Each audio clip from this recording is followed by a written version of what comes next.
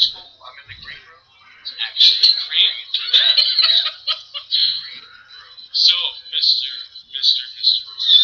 Hold on. You don't actually know my name? I know the name of the Mick Foley that listen to hardcore, the mankind that you love, and of course, have a nice day, Mr. Foley. Okay.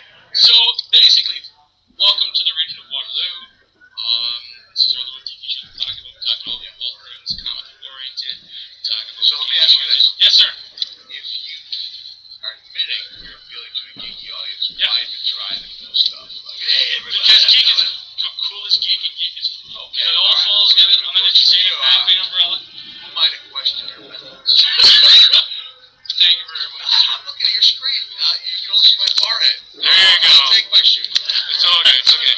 Hold it. It's the worst cameraman I've ever seen in my life. It's okay. We're working through my laptop, so get a little agreeable here. By the way, I might as well get a plug in this. There you go. What's this? So let's get a little bit in there. Funny, bloody funny. So what I've done here is I've created a comedy T-shirt that also appeals to bloodthirsty wrestling fans. That's awesome. Win-win situation. It's actually got the name of the Starlight and Waterloo back. It's like a rock concert shirt. So Yeah. pretty proud of it. Dig it. So, thank you very much for coming to Waterloo. We appreciate your time with all this. So, very quick question for actually not a quick question. Ask how you broke into the business. But that will probably be your own name.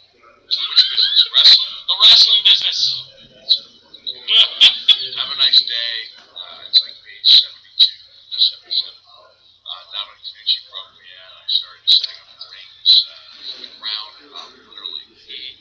Ground up, selling hot dogs, doing security for the guys, taking jackets, and then I started learning to trade. I dig it. Here's a TNA question for you, sir. From the internet rumors, butts, Impact Wrestling. According to what we found out on the interwebs, and hopefully you can set my friend Mr. Candy straight here. We heard you left TNA early. Is this true, or did you contract it? Yeah. Really I gave him the option of letting me go early. Yeah. Because, I didn't feel like I was I really didn't want to be there. So the money they were paying me, they should have gotten somebody whose heart was mine was not. So I gave him the option, and they took me off of the offer, and Dig it. So we have anything to go back again, or are you like completely done with it?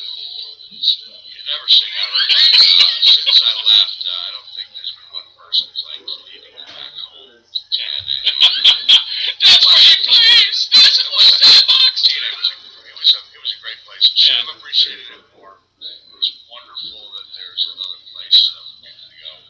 But, in my book, I don't bleed WWE red. This is actually... Is this from the fans itself? Yeah, no. They asked me with the printers, like, what color you want? I said, WWE red. Perfect. Perfect. And they have that color palette, obviously. Of course they did, yeah. Candy like that. Yeah, I know exactly how that is.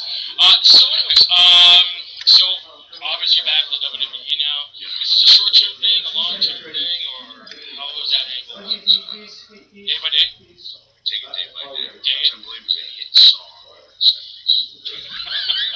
There was a lot of things in the 70s that I might break out Barry Manilow to be on the stage. Because I don't know the words to day by day, but Tommy did my own take on Andy. That'd be absolutely hilarious and fun to see. So you're a Renaissance man. Wrestling, writing, everything in between. Now you're doing comedy. How did you make that jump there? Here's the odd thing. I like to consider myself a Renaissance man, but I don't.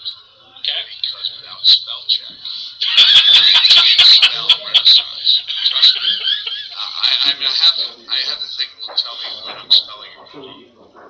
Tell me I don't know how to get it, so we spell it right. Yeah. And I'll try like 7 different options, and I'll finally have to come up with a different word that describes Renaissance.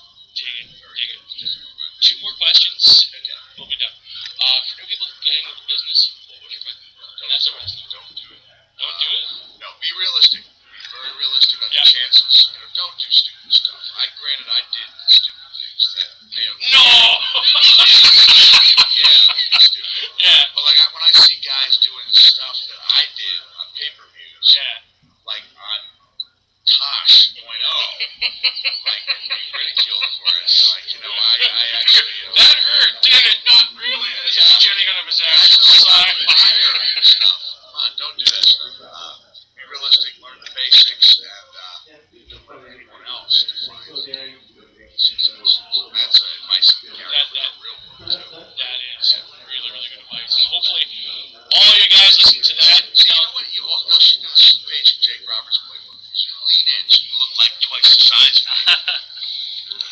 Right? I was back here, like, now why don't you lean back? I'll lean forward, like, I'll take over the position in front. There you go. See?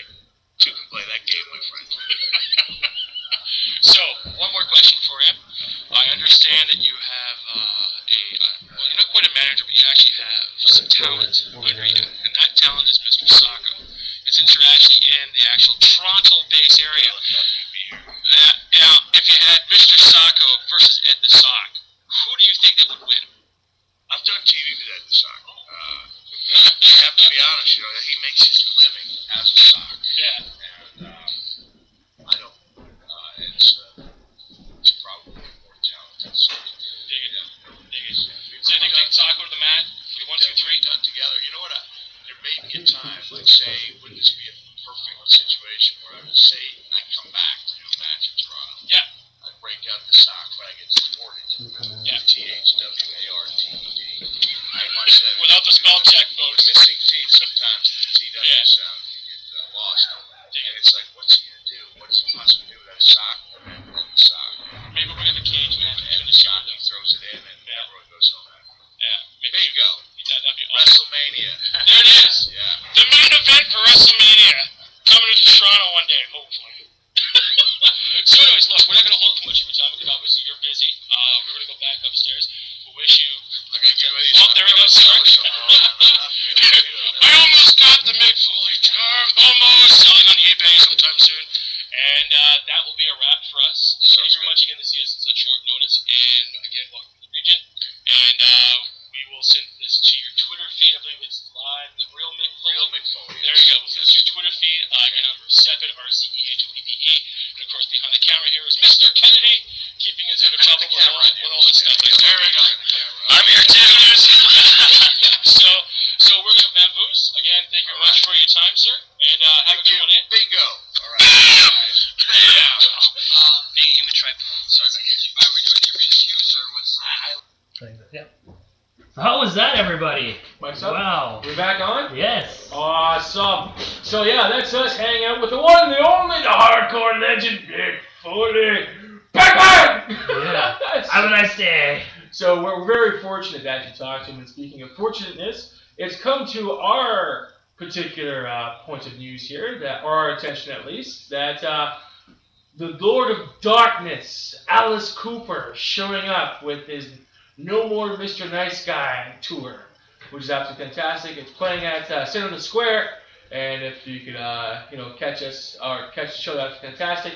We're going to try to get an interview with him if we can, but this is if we can. But one of the things about this is very last minute. So again, we're going to do what we can. But however, again, getting back to the whole wrestling stuff, it was pretty cool of Mr. Hardcore himself, Mick Foley, to actually give us the time to actually talk to him. And we're just very, very fortunate to have all that there, and that's absolutely cool on every level. Oh, yes. So, getting back into our wrestling segment, after Tuesday, which becomes Thursday, which becomes Saturday, which becomes Monday.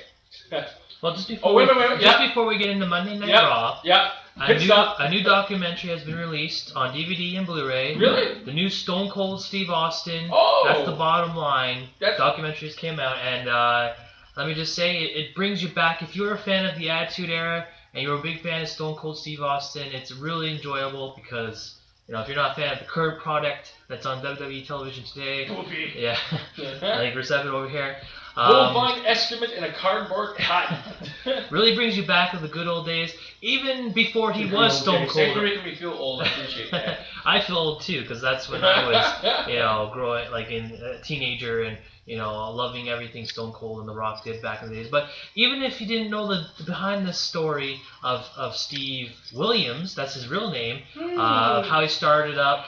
He got into WCW, got He got fired from WCW from Eric Did it Bischoff. really? He did a lot of ranting on ECW television with Paul Heyman. I mean, you would never picture him with these guys, like the Stone Cold Steve Austin we know. But back in the day, he was stunning Steve You know what Austin. ECW stands for, right? ECW? Yeah. Extreme Championship Wrestling? I thought it was extreme crappy wrestling. Oh. And hey, to King the Jerry Lawler. Sorry, keep going. I'm interrupting. But no, I don't believe he ever in the documentary. They never showed him actually wrestling for ECW. Just getting a chance to get a lot off his chest. You know, working on his promo skills and doing a great job in ECW. And then that was enough for WWE to take a look at him, grab him. Of course, used nothing he was good at. Threw him with the $1 Million Man Ted DiBiase as the ringmaster. I remember that. You remember the ringmaster? I Yes. remember the ringmaster. So here he is doing another What? gimmick, and he didn't even talk. But eventually, he shed off the $1 Million Man Ted DiBiase, and finally became the Stone Cold Steve Austin that we knew. It showed how he won the King of the Ring and the beloved, you know, Stone Cold Steve Austin. Remember 360 Austin just to 316. kick your ass. Yeah, I mean that was cemented into history, and basically from there was the Stone Cold we knew, taking on Bret Hart, taking on Shawn Michaels, winning the title, his huge rivalry with Vince McMahon, and then with the Rock, he had 3 legendary battles with the Rock at WrestleMania. Are you sure we should watch the DVD, or are you just going to tell us the rest of the story here? Well, I mean, if you're a Stone Cold fan, yeah, you know everything I'm talking about already. Oh yeah, exactly. But if you want a chance to see it and relive it again, watch the documentary. It's out now. And they have a whole bunch of behind-the-scenes stuff that I don't think even Mr. Kenny knows, which is quite surprising. But however, it should be interesting how this DVD plays out. If you buy the 3-disc DVD, would you recommend it, sir? I definitely would. At the SAK up? If you buy it, it comes with a lot of Stone Cold's matches on the extra discs, and then yeah, I mean, just if you're a fan of the Attitude Era, you kind of miss it. This is a good chance to just, you know, reminisce of the good old days. That's cool. It has a lot of comments from fellow peers of Stone Cold Steve Austin, such as CM Punk is on. He talks about Mick Foley, Triple H, The Rock, Vince McMahon, Bret Hart, Christian. What's weird? That's really weird seeing CM Punk on the Stone Cold Steve Austin, because you know that's this is on it too. So you know what's almost leading into. You realize that, eh? What? Stone Cold Blast match. He doesn't say it. Of course he won't. He doesn't say it on the DVD, Blu-ray, but in news and radio shows and all the stuff he does, he feels he has one match left with him. And in the Tough Enough series, he actually did some ring work with some of the Tough Enough contestants, and he showed he could still go. So did he burn through his one last match the whole Tough Enough? No, yeah, he was just kind of showing he could still do it. So I was kidding, man. I was kidding. Yeah. Okay. So basically, if he has one more match in him, who would you like to see him go against then? CM Punk! CM Punk. CM Punk, the CM obvious choice. Let us know. Tweet us at Ryan_Kenny. And that's right. And if you disagree with Don't him, be a jabroni, you humanoid. But yeah, I love to see him because they already have a built-in rivalry. I mean, one's straight edge, one's the crazy drunken guy. I mean, it's just. That whole thing.